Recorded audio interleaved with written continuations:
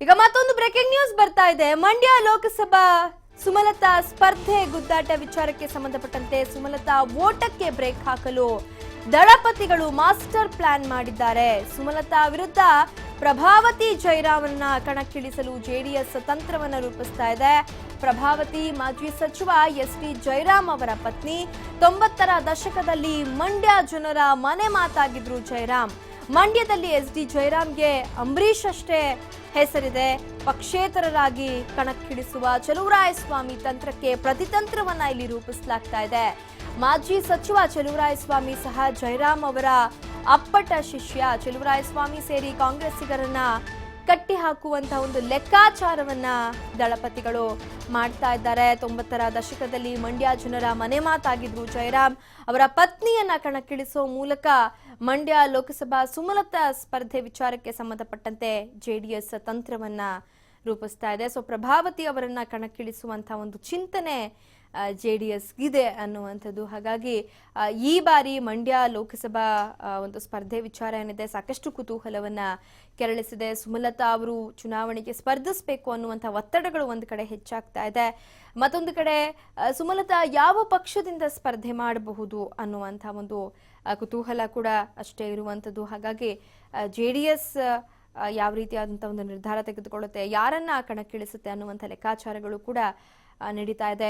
ಒಂದು ಕಡೆ ಸುಮಲತಾ ಅವರಿಗೆ ಸಾಕಷ್ಟು ಬೆಂಬಲಗಳು ವ್ಯಕ್ತವಾಗ್ತಾ ಇದೆ. ಚಿತ್ರರಂಗ ಕೂಡ ಸುಮಲತಾ ಅವರಿಗೆ ಬೆಂಬಲ ವ್ಯಕ್ತಪಡಿಸ್ತಾ ಇದೆ. ಮತ್ತೊಂದು ಕಡೆ ಬೇರೆ ಬೇರೆ ಭಾಷೆಯ ಚಿತ್ರರಂಗದವರು ಕೂಡ ಸುಮಲತಾ ಚುನಾವಣೆಯಲ್ಲಿ ಸ್ಪರ್ಧಿಸಬೇಕು ಅನ್ನುವಂಥ ಒಂದು ಒತ್ತಡವನ್ನ ಹಾಕ್ತಾ ಇದ್ದಾರೆ, ಬೆಂಬಲವನ್ನ ನೀಡ್ತಾ ಇದ್ದಾರೆ.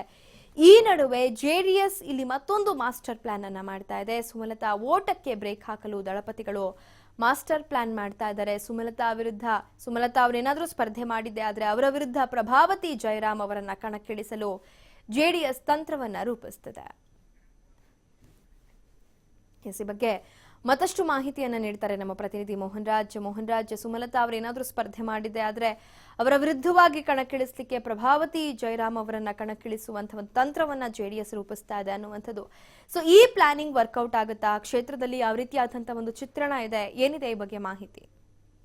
ಖಂಡಿತವಾಗ್ಲೂ ಲಿಖಿತ, ಈಗಾಗಲೇ ಏನು ಮಂಡ್ಯ ಲೋಕಸಭಾ ಚುನಾವಣೆಗೆ ಸಂಬಂಧಪಟ್ಟಂತೆ ಸುಮಲತಾ ಅವರು ಸ್ಪರ್ಧೆ ಮಾಡ್ತಾರೆ ಎನ್ನುವಂತ ಒಂದು ಗುಸುಗುಸು ನಡೀತಾ ಇರುವಂತ ಬೆನ್ನಲ್ಲೇ ಸುಮಲತಾ ಅವರು ಸ್ಪರ್ಧೆ ಮಾಡಿದ್ರೆ ಅವರ ಒಂದು ಓಟಕ್ಕೆ ಬ್ರೇಕ್ ಹೇಗೆ ಹಾಕ್ಬೇಕು ಅಂತ ಈಗಾಗಲೇ ಜೆಡಿಎಸ್ ಪಕ್ಷ ಒಂದು ಸ್ಪರ್ಧೆಯಲ್ಲಿ ರಣತಂತ್ರವನ್ನ ರೂಪಿಸ್ತಾ ಇದೆ ಅಂತಾನೆ ಹೇಳ್ಬೋದು. ಏನು ಮಂಡ್ಯದಲ್ಲಿ ಅಂಬರೀಶ್ ಕುಟುಂಬ ಎಷ್ಟು ಜನಪ್ರಿಯತೆಯಿಂದ ಕೂಡಿದೆ, ಅಷ್ಟೇ ಜನಪ್ರಿಯತೆಯಿಂದ ಕೂಡಿರ್ತಕ್ಕಂಥ ಜನತಾದಳದ ಇನ್ನೊಬ್ಬ ಮುಖಂಡ ಮಾಜಿ ಸಚಿವ ಎಸ್.ಟಿ. ಜಯರಾಮ್ ಅವರ ಒಂದು ಕುಟುಂಬವನ್ನ ಸ್ಪರ್ಧೆಗಿಳಿಸೋದಕ್ಕೆ ಜೆಡಿಎಸ್ ಒಂದು ತಂತ್ರಗಾರಿಕೆಯನ್ನ ರೂಪಿಸ್ತಾ ಇದೆ. ಇಲ್ಲಿ ನಾವು ಗಮನಿಸಬೇಕಾದಂತ ವಿಚಾರ ಏನಪ್ಪಾ ಅಂದ್ರೆ, ಇದು ಏನು ಅಂಬರೀಶ್ ಅವರು ಇದ್ದಾರೆ, ಅಂಬರೀಶ್ ಅವರು ಮಂಡ್ಯ ಜಿಲ್ಲೆಯಲ್ಲಿ ತುಂಬಾ ಒಂದು ಅಭಿಮಾನಿಗಳ ವರ್ಗವನ್ನು ಇಟ್ಟಿದ್ದಾರೆ. ಜೊತೆಗೆ ಒಂದು ಒಳ್ಳೆ ಹೆಸರಿದೆ ಅಂಬರೀಶ್ ಅವ್ರಿಗೆ. ಅಷ್ಟೇ ಹೆಸರು ಮಾಜಿ ಸಚಿವ ಎಸ್.ಟಿ. ಜಯರಾಮ್ ಅವ್ರಿಗೂ ಕೂಡ ಮಂಡ್ಯ ಜಿಲ್ಲೆಯಲ್ಲಿ ಇದೆ. ಯಾಕಂದ್ರೆ 1990ರ ದಶಕದಲ್ಲಿ ಎಸ್.ಟಿ. ಜಯರಾಮ್ ಅವರು ಸಚಿವರಾಗಿದ್ದಂತ ಸಂದರ್ಭದಲ್ಲಿ ಅವರು ಜನತಾ ಪರಿವಾರವನ್ನ ಕಟ್ಟಿದಂತ ಇರ್ಬೋದು, ಜೊತೆಗೆ ಅವರ ಒಂದು ಶಿಷ್ಯ ವರ್ಗ ಇರ್ಬೋದು, ಅಭಿಮಾನಿ ವರ್ಗಕ್ಕೆ ತುಂಬಾ ದೊಡ್ಡ ಮಟ್ಟದಲ್ಲಿತ್ತು. ಅಂತ ಎಸ್.ಟಿ. ಜಯರಾಮ್ ಅವರಿಗೆ ಮಂಡ್ಯದಲ್ಲಿ ವ್ಯಾಪಕವಾದಂತ ಒಂದು ಹೆಸರಿದೆ. ಜೊತೆಗೆ ಏನಪ್ಪಾ ಅಂದ್ರೆ, ಎಸ್.ಟಿ. ಜಯರಾಮ್ ಅವರು ಮೃತಪಟ್ಟಂತ ಬಳಿಕ ಅವರ ಕುಟುಂಬಕ್ಕೆ ಸಮರ್ಪಕವಾದಂತ ಅಧಿಕಾರ ಸಿಕ್ಕಿಲ್ಲ. ಇದು ಕೂಡ ಮಂಡ್ಯದ ಜನತಾದಳದಲ್ಲಿ ಒಂದು ವಿರೋಧ ಇತ್ತು. ಈ ನಿಟ್ಟಿನಲ್ಲಿ ಅವರಿಗೆ ಅಧಿಕಾರವನ್ನ ಕೊಟ್ಟಾಗೂ ಆಗುತ್ತೆ. ಜೊತೆಗೆ ಅಂಬರೀಶ್ ಅವ್ರನ್ನ ಅಂದ್ರೆ ಅಂಬರೀಶ್ ಕುಟುಂಬವನ್ನ ಎದುರಿಸೋದಕ್ಕೆ ಸಮರ್ಪಕ ವ್ಯಕ್ತಿ ಅಂದ್ರೆ ಅದು ಎಸ್.ಟಿ. ಜಯರಾಮ್ ಅವರ ಪತ್ನಿ ಪ್ರಭಾವತಿ ಜಯರಾಮ್ ಅನ್ನುವಂಥದ್ದು. ಯಾಕಂದ್ರೆ ಈಗಾಗಲೇ ಏನು ಮಾಜಿ ಸಚಿವ ಹಾಗೂ ಕಾಂಗ್ರೆಸ್ನ ತೃಪ್ತ ನಾಯಕ ಎನ್ ಚಲುವರಾಯಸ್ವಾಮಿ ಅವರು ಸುಮಲತಾ ಅವ್ರನ್ನ ಸ್ಪರ್ಧೆಗಿಳಿಸೋದಕ್ಕೆ ಅವರ ಒಂದು ಯತ್ನ ಕೂಡ ಇದೆ ಅನ್ನುವಂಥದ್ದು ಈಗ ಮೇಲ್ನೋಟಕ್ಕೆ ಕೇಳಿ ಬರ್ತಾ ಇರ್ತಕ್ಕಂಥದ್ದು.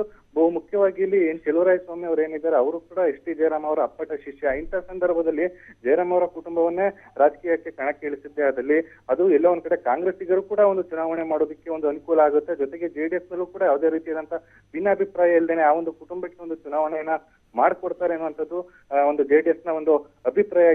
ಅವರನ್ನ ಅಂದ್ರೆ ಈಗ ಇರ್ತಕ್ಕಂಥ ಹಾಲಿ ಸಂಸದ ಎಲ್ಲ ಶಿವರಾಮೇಗೌಡ ಮತ್ತೆ ಲಕ್ಷ್ಮೀ ಗೌಡ ಇವರಿಬ್ರಿಗಿಂತನೂ ಪ್ರಭಾವತಿ ಜಯರಾಮ್ ಉತ್ತಮವಾದಂತ ಅಭ್ಯರ್ಥಿ ಅನ್ನುವಂಥದ್ದು ಜೆಡಿಎಸ್ ನ ಲೆಕ್ಕಾಚಾರ ಆಗಿದೆ ಲಿಖಿತ.